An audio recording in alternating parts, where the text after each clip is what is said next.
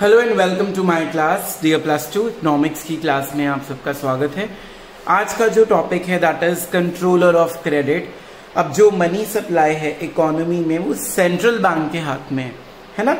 Central bank inflation में money supply को कम कर देता है और डिफ्लेशन के टाइम पे मनी सप्लाई को बढ़ा देता है ताकि इकोनॉमी न्यूट्रल रहे, बैलेंस रहे इकोनॉमी के अंदर।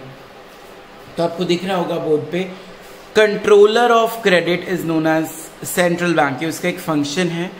तो इसके दो मेजर्स हैं, पहला है क्वांटिटेटिव मेजर्स और दूसरा है क्वालिटेटिव मेजर्स। ठीक है, तो जो मॉनेटरी पॉलिसी होती है सेंट्रल बैंक की कंट्रोल करने की मनी सप्लाई को, वो दो पार्ट्स में हम डिवाइड करेंगे। हम हर पॉइंट को डिटेल में जब पढ़ेंगे तो मैं आपको बताऊंगा इन्फ्लेशन के टाइम पे उसको क्या करना चाहिए और डिफ्लेशन के टाइम पे उसको क्या करना चाहिए।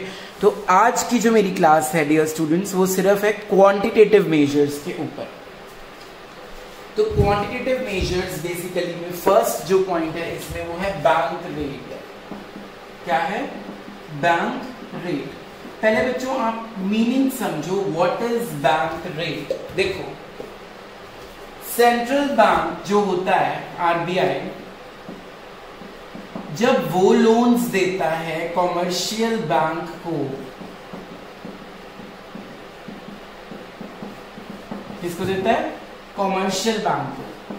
तो जो लोन्स के ऊपर वो इंटरेस्ट चार्ज करता है, फ्री में नहीं देता वो लोन्स, जो इंटरेस्ट वो चार्ज करता है उसको हम बोलते हैं बैंक रेट। क्या बोलते हैं उसको हम?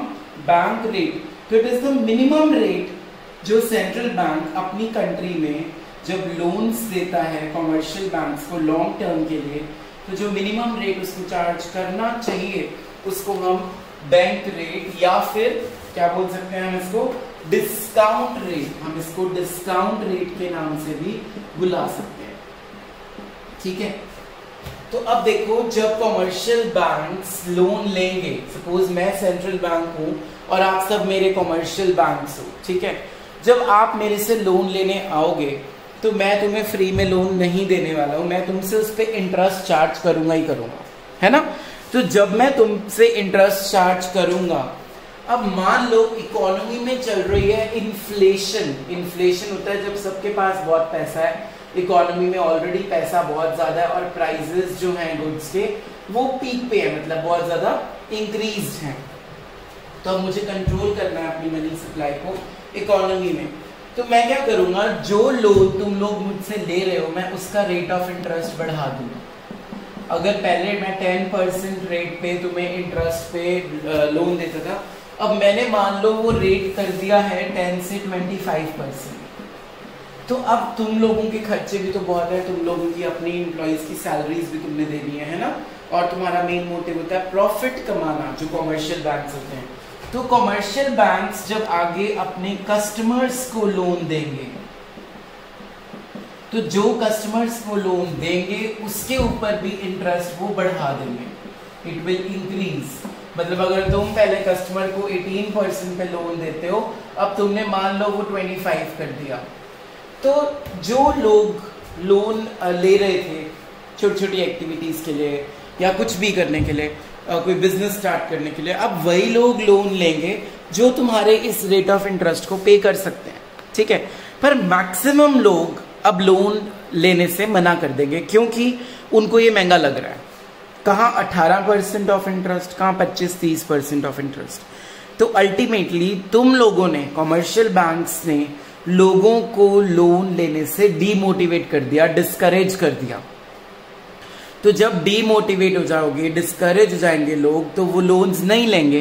तो मार्केट में जो मनी सप्लाई बहुत ज्यादा थी वो मैंने कम कर दी। मतलब being an RBI, reserve bank of India, मैंने अपनी मनी की सप्लाई इकोनॉमी में कम कर दी सिर्फ रेट ऑफ इंटरेस्ट बढ़ा के। और मैंने रेट ऑफ इंटरेस्ट लोगों का नहीं बढ़ाया, मैंने रेट ऑफ इंटरेस्ट किसका बढ़ाया? जिस रेट ऑफ इंटरेस्ट में मैं किसको लोन देता हूं? कॉमर्शियल बैंक्स को। तो जो rate of interest commercial bank से आरबीआई चार्ज करता है उसको बोलते हैं बैंक रेट। क्या बोलते हैं? बैंक रेट या डिस्काउंट रेट। तो अगर मैं इसको रेट बढ़ा दूंगा तो इन शॉर्ट कॉमर्शियल बैंक्स अपने कस्टमर्स का जो लोन है उस पे इंटरेस्ट रेट बढ़ा देंगे। जब इंटरेस्ट बढ़ जाएगा तो लोग लोन्स कम लेंगे, तो मार्केट में मनी सप्लाई हमने कम कर दी, कंट्रोल कर दी मनी सप्लाई। ठीक है, अब चलते हैं इसकी सेकंड कैटेगरी पे, दैट इज डिफ्लेशन। अब ऑब्वियसली डिफ्लेशन में प्राइसेस कम होंगे, तो उस टाइम पे आरबीआई मनी सप्लाई बढ़ाना चाहता है इकोनॉमी में, तो what will he do? Now RBI will decrease the rate of interest. जो इंटरेस्ट उसने 10 से 25 किया था वो 25 से 10 पे आ जाएगा, ताकि कमर्शियल बैंक्स जो आगे हैं लोन ज्यादा दे सकें। जब लोग ज्यादा लोन्स लेंगे तो जो मनी सप्लाई इकोनॉमी में कम हो रखी थी वो वापस बढ़ जाएगी, तो हम मनी सप्लाई को छोड़ देंगे इकोनॉमी के अंदर, हम उसको इंक्रीज कर देंगे इकोनॉमी के अंदर। तो ये था आज का बच्चों पहला पॉइंट क्वांटिटेटिव मेजर्स का, that what is bank rate. Hopefully it is clear. Bank rate is the rate, it is the minimum rate which RBI must charge from commercial banks for offering loans to it. Now in return, if the rate will increase, the commercial banks will also increase their rate of interest which they used to charge from the customers for loans, and ultimately money supply will be reduced or shrinked in the economy, and this should be done during the time of inflation and vice versa in case of deflation. ठीक है, चलते हैं अगली term की तरफ। Quantitative measures का second point हम करने जा रहे हैं, जिसका बहुत ही ज्यादा इम्पैक्ट पड़ने वाला है तुम्हारे अगले चैप्टर्स पे, तो ध्यान से देखिएगा। इस टॉपिक का नाम बहुत इंटरेस्टिंग है, वी विल लव दिस। हमने अपनी रियल लाइफ में ये वर्ड बहुत बार सुना है, लेकिन आज हम इसको बताएंगे, आज हमें पता लगेगा व्हाट इट एक्चुअली मींस। तो जो सेकंड पॉइंट है that is repo rate. Honestly मुझे मैसेज करके बताइएगा किस किस ने रेपो रेट के बारे में पहले से सुना हुआ था। After listening to my lecture do WhatsApp में। ओके, तो कमर्शियल बैंक्स जो होते हैं उनको फंड्स चाहिए होते हैं, है ना? तो व्हाट टू डू, कहां से लाएंगे वो फंड्स? कमर्शियल बैंक्स को फंड्स चाहिए। क्या चाहिए? फंड्स चाहिए, पैसा चाहिए। अब फंड्स दो तरह के लिए चाहिए होता है, एक लॉन्ग टर्म के लिए, एक शॉर्ट टर्म के लिए। लॉन्ग टर्म तो बच्चों हमने पढ़ लिया, बैंक रेट वाला टॉपिक। तो शॉर्ट टर्म फंड्स जब चाहिए होंगे, ठीक है, बैंक को, तो वो सेंट्रल बैंक से लोन लेगा और अपनी कुछ सिक्योरिटीज, मतलब अपनी कुछ एसेट्स को गिरवी रख देगा। अपनी कुछ अप्रूव्ड सिक्योरिटीज के बदले में वो लोन लेगा सेंट्रल बैंक से, ठीक है। अब जब वो सेंट्रल बैंक से लोन ले रहा है ना, वो लॉन्ग टर्म नहीं ले रहा, वो कौन सा ले रहा है? शॉर्ट टर्म लोन ले रहा है। तो शॉर्ट टर्म के ऊपर जो इंटरेस्ट चार्ज करते हैं सेंट्रल बैंक अपने बैंक से, तो उसको हम बोलते हैं रेपो रेट। तो what is repo rate? Basically means it is the rate of interest charged by central bank from commercial banks for granting short-term loans on approved securities. Approved securities मतलब कोई भी एसेट को गिरवी रख के जब छोटे टाइम पीरियड के लिए कोई भी बैंक लोन लेगा सेंट्रल बैंक से फॉर शॉर्ट टर्म पीरियड, उस रेट ऑफ इंटरेस्ट को हम क्या बोलते हैं अपनी रियल लाइफ में? Repo rate. फिर से वही चीज है, अगर आरबीआई ने रेपो रेट 8% से 22% कर दिया, तो अब सेंट्रल कमर्शियल बैंक्स भी अपने कस्टमर्स का जो इंटरेस्ट का रेट है वो इंक्रीज कर देंगे, जिसके कारण मार्केट में मनी सप्लाई श्रिंक हो जाएगी, कम हो जाएगी। और ऐसा कब करना चाहिए उनको? During the time of inflation, क्योंकि मनी पहले ही मार्केट में ज्यादा है। अगर उस टाइम पे और लोन्स मिलते गए लोगों को, तो अल्टीमेटली गलत बात हो जाएगी, मार्केट में और प्राइसेस बढ़ जाएंगे और अल्टीमेटली इकोनॉमी का जीडीपी डाउन हो जाएगा। तो देखो, इसका जो इम्पैक्ट है इन्फ्लेशन एंड डिफ्लेशन पे वो तो सेम है, लेकिन मीनिंग याद रखना है, bank rate is for long term funds and repo rate is for short term funds, ठीक है, चीज वही है। it is the rate of interest and that is also rate of interest. Moving further, तो inflation में RBI repo rate बढ़ा देता है और डिफ्लेशन में रेपो रेट को कम कर देता है. Moving further to the third point which is very very important, that is reverse repo rate.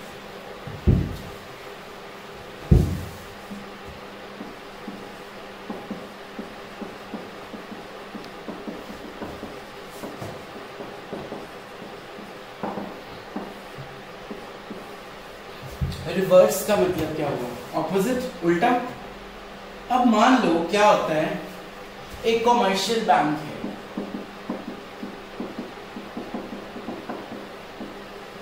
उसके पास एक्स्ट्रा पैसा आ गया, कहीं से एक्स्ट्रा मनी आ गई, लोगों ने डिपॉजिट कर दिया होगा, तो बहुत सारा फंड्स पड़े हैं, वो उसको कहीं इन्वेस्ट भी नहीं कर रहा, अपने पास भी नहीं रख रहा, उसको डर लगता है कि कहीं कुछ भी हो सकता है, चोरी डकैती या कुछ भी. तो what the commercial bank is doing, वो कहता है कि मैं अपनी एक्स्ट्रा मनी जो आई हुई है मेरे पास, वो मैं आरबीआई को दे देता हूं. मैं वो पैसा किसके पास भेज देता हूं? रिजर्व बैंक ऑफ इंडिया के पास. ठीक है. अब कमर्शियल बैंक का मेन मोटिव प्रॉफिट कमाना है, तो वो आरबीआई को ऐसे तो फंड्स देगा नहीं. अब वो उससे इंटरेस्ट मांगेगा, है ना. तो जब कॉमर्शियल बैंक्स के पास सरप्लस फंड्स होते हैं, वो सेंट्रल बैंक को दे देते हैं, और जो इंटरेस्ट उससे लेते हैं in return of giving their excess funds is known as reverse repo rate. Reverse मतलब उल्टा. जब सेंट्रल बैंक ने लोन दिया था तो वो रेपो रेट था. जब कमर्शियल बैंक आरबीआई को लोन दे रहा है, एक तरह से अपने एक्स्ट्रा फंड्स वहां पे जमा करा रहा है, वो भी एक तरह से लोन ही हुआ, तो उस पे जो इंटरेस्ट उसको मिलेगा वो उसके लिए बन गया रिवर्स रेपो रेट. तो अगर मान लीजिए रिवर्स रेपो रेट बढ़ गया, मतलब सेंट्रल बैंक ने बोला कि पहले मैं तुम्हें 15% इंटरेस्ट दे रहा हूं इसके ऊपर, अब मैं तुम्हें 30% दूंगा, तो कमर्शियल बैंक्स को लालच आ गया कि हम अपना पैसा आरबीआई को जमा करा देते हैं. अब कमर्शियल बैंक्स ने अपना पैसा किसको दे दिया? आरबीआई को. तो लोगों के लिए पैसा, मनी सप्लाई जो उन्होंने लोन्स में देनी थी, वो कम हो गई. अब आप खुद सोचो, पहले आपके पास 1 करोड़ रुपए थे, अब आपने 50 लाख तो आरबीआई को ही जमा करा दिए, आपके पास 50 लाख रह गए जिसके आप लोन्स दे सकते हो. क्यों आपने आरबीआई को क्यों जमा कराए? या तो आपके पास एक्स्ट्रा थे या आपको इंटरेस्ट की लालच है. तो अगर आपके पास कहां 1 करोड़ था लोन्स देने के लिए, अब सिर्फ बच गया 50 लाख रुपीस, तो अब मार्केट में आप पैसा देने को रोक रहे हो, आप फिर से श्रिंक कर रहे हो अपनी इकोनॉमी को मनी सप्लाई से. तो इन शॉर्ट, अगर रिवर्स रेपो रेट बढ़ जाता है, मतलब कमर्शियल बैंक्स को ज्यादा इंटरेस्ट मिलेगा आरबीआई से, तो वो कमर्शियल बैंक्स इंटरेस्ट की लालच में अपने एक्सेस फंड्स, अपने ज्यादा फंड्स आरबीआई को दे देंगे, वो लोन्स नहीं देंगे. और जब वो लोन्स नहीं देंगे तो मार्केट में मनी सप्लाई क्या हो जाएगी? कम. और मनी सप्लाई कम कब करनी चाहिए? During the time of inflation. तो इन्फ्लेशन के टाइम पे मनी सप्लाई क्या हो जानी चाहिए? कम. तो बच्चों, अभी तक जो हमने करा है उसका एक चार्ट बना सकते हैं हम. सबसे पहला पॉइंट हमने पढ़ा था बैंक रेट. अभी टॉपिक खत्म नहीं हुआ है, मैं रिकैप दे रहा हूं बीच में. बैंक रेट बढ़ना चाहिए ड्यूरिंग इन्फ्लेशन और कम होना चाहिए ड्यूरिंग डिफ्लेशन. सेकेंड पॉइंट हमने पढ़ा रेपो रेट, सेम, ये भी बढ़ना चाहिए और कम होना चाहिए. फिर हमने पढ़ा रिवर्स रेपो रेट, ये भी बढ़ना चाहिए और ये भी कम होना चाहिए. तो तीनों सेम ही है, बस मीनिंग अलग अलग है. Bank rate is the minimum rate जो आरबीआई चार्ज करे कॉमर्शियल बैंक से for long term funds. Repo rate is the minimum rate of interest जो आरबीआई चार्ज करे कॉमर्शियल बैंक से फॉर शॉर्ट टर्म फंड्स. और जब एक्स्ट्रा फंड्स कॉमर्शियल बैंक्स के पास होंगे वो उसको पार्क कर देंगे सेंट्रल बैंक की पार्किंग में। तो जो उनको इंटरेस्ट मिलेगा उनसे वो कॉमर्शियल बैंक्स के लिए इनकम होगी, जिसका नाम क्या है, RRR, that is reverse repo rate. तो बैंक रेट क्या होता है लॉन्ग टर्म फंड्स के लिए, रेपो रेट क्या होता है शॉर्ट टर्म फंड्स के लिए, और रिवर्स रेपो रेट क्या होती है, इनकम होती है कॉमर्शियल बैंक्स के लिए, क्योंकि कॉमर्शियल बैंक्स अपना पैसा किसको जमा करा रहे हैं, सेंट्रल बैंक को जमा करा रहे हैं, किस लालच में कि हमें ज्यादा इंटरेस्ट अर्न होना चाहिए। Moving further to the next point number 4 is open market operations. ये भी मैंने आपको पढ़ाया हुआ है। Fourth point is open market operations. इसका पहले तो मतलब पता होना चाहिए तुम्हें। Open market operation means buying and selling government securities by RBI to commercial banks। Government securities का मतलब होता है शेयर्स, डिबेंचर्स या बॉन्ड्स, ठीक है।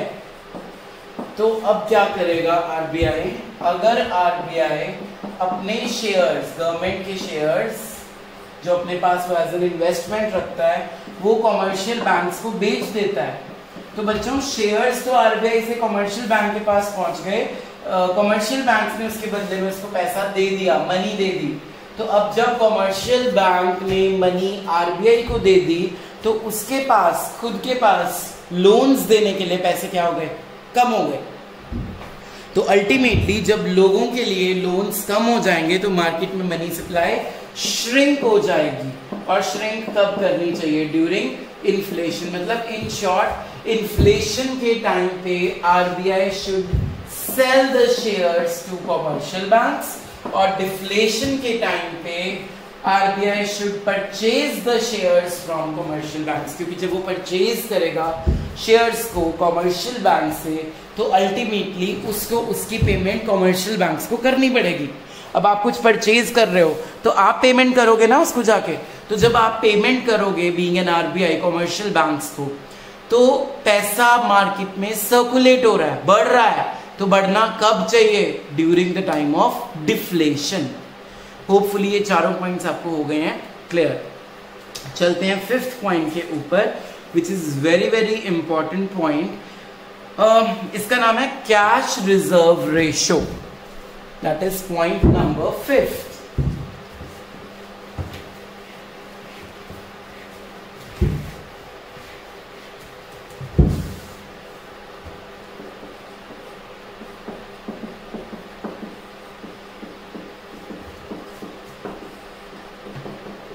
Now what is cash reserve ratio? मैंने आपको ये थोड़ा सा बताया था कि अगर एक बैंक के पास 3 लोग गए, A, B, C, एक बंदे ने जमा कराया 10,000, एक बंदे ने जमा कराया 1 लाख और एक बंदे ने जमा कराया सिर्फ 1,000 रुपए। तो इनमें से कुछ परसेंटेज इस बैंक को किसको देना पड़ेगा, RBI को। Let it be it is 10%। तो 10,000 का 10% हुआ 1,000 रुपए, 1 लाख का 10% हुआ 10,000 रुपए और 1,000 का 10% हुआ 100 रुपए। तो 11,100 रुपीज कॉमर्शियल बैंक ने किसको दे दिया, RBI को, और बाकी का वो लोन दे सकता है लोगों को for the public, money is left. अब अगर CRR का रेट बढ़ा देते हैं हम, लेट इट बी 20%। अब कौन बढ़ाएगा इसको फिर से, फादर कौन है बैंक्स का, RBI। मान लो उसने 20% कर दिया, तो अब इस 10,000 का 20% 2,000, 1 लाख का 20% 20,000 और 1,000 का 20% 200 रुपए। तो अब आपके पास जो हो गए पैसे, वो हो गए 22200 RBI को देने पड़ेंगे। तो RBI को पैसे तो देने ही है ना हमने, बीइंग अ कॉमर्शियल बैंक, तो कभी कम कभी ज्यादा। तो CRR अगर बढ़ जाएगा तो ज्यादा पैसा कौन ले गया फिर से? RBI। जब RBI बच्चों पैसा अपने पास ले जाएगा तो लोगों के लिए पैसे क्या हो जाएंगे कमर्शियल बैंक्स के पास? कम। अगर लोगों के लिए पैसे कम हो जाएंगे तो इट्स कॉमन सेंस मार्केट में मनी सप्लाई हम क्या कर रहे हैं? कम कर रहे हैं, हम श्रिंक कर रहे हैं उसको। तो ऐसा कब करना चाहिए? ड्यूरिंग इन्फ्लेशन, और वाइजा वर्सा ड्यूरिंग डिफ्लेशन। तो CRR should also be increased during the inflation and vice versa in deflation. तो कैश रिजर्व रेशियो होता क्या है? जब हम अपने डिपॉजिट्स में से, डिमांड डिपॉजिट्स में से कुछ पैसा किसको दे के आते हैं? RBI को दे के आते हैं। अब हम कौन है यहाँ पे? हम कॉमर्शियल बैंक्स हैं। अब डिमांड डिपॉजिट क्या होता है? डिमांड डिपॉजिट होता है, मान लो मेरे पास, मैं बैंक हूं, मेरे पास तुम लोगों ने पैसा जमा कराया, तो बच्चों जब भी तुम पैसे विड्रॉ करने आओगे, जब भी तुम डिमांड करोगे इसकी, मुझे तुम्हें पैसे वापस देने पड़ेंगे। तो that is why I am using the word demand deposits. तो जब भी आप डिमांड डिपॉजिट्स में से कुछ भी पैसा आपको RBI को देना ही पड़ेगा, और डिमांड डिपॉजिट्स जितने कम होने चाहिए बैंक्स के पास उतना ही बढ़िया होता है। इसके ऊपर हम बाद में आएंगे कि क्यों। चलिए अगले पॉइंट पे चलते हैं। Number 6, the last point of this class is statutory liquidity ratio. Number 6 SLR भी इसको हम बोल सकते हैं, स्टैट्यूटरी लिक्विडिटी रेशियो। नंबर 6,